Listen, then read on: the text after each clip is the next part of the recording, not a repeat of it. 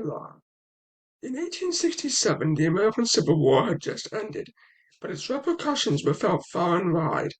As its only northern neighbor, the colonies of British North America, which were on the border with the United States, feared the very worst. It had only been some 50 years earlier, in the War of 1812, that the Americans invaded both Upper and Lower Canada, so it seemed not unreasonable to think that they might try to invade again. But this time, Canada would answer the call to her own defense by doing what seemed utterly impossible to almost everybody, except for 33 men who would try to put aside their regional and colonial differences and also their own personal differences.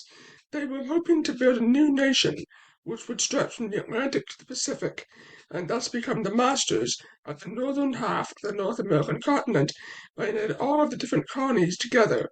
As John A. Macdonald said, there is a conspiracy by force, by fraud, or by both, to force Canada into the American Union.